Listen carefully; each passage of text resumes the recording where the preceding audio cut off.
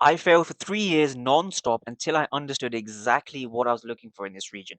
Then from here, you can find these high risk reward trades just like this, right? But I failed for 3 years because I never understood basic ICT and order flow concepts.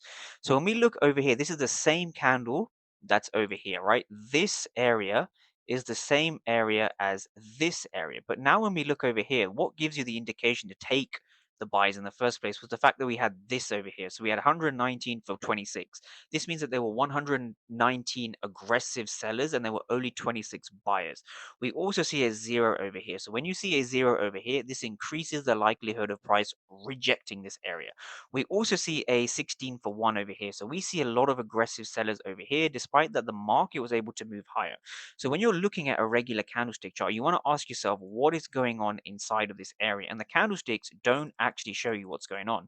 So let's break this down as a little case study, right? So what's going on is we see price eventually entering this particular area, right? Now we can see multiple attempts of this area. Now to give you some context, this here is a 15-minute fair value gap. So now when we're in the 15-minute fair value gap, we can see a ton of aggressive sellers entering over here. We see a lot of aggressive sellers down here, and we even see aggressive sellers upon the reject here and upon the reject over here.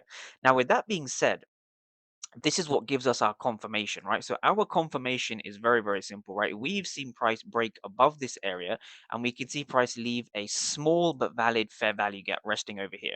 So when you see price entering a 15-minute fair value gap and you have a 1-minute fair value gap after an aggressive seller absorption, because we can see over here very, very clearly sellers were absorbed in this area, so they did not succeed.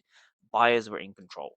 And this is the reason we take the trade in the first place, right? Notice how we're also below the daily opening price, right? So the daily opening price is over here.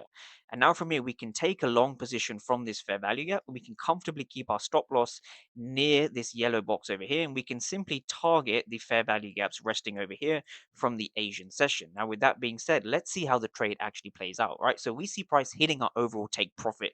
So if you want to trade accurately, it's important to understand what is going on between the buyers and the sellers.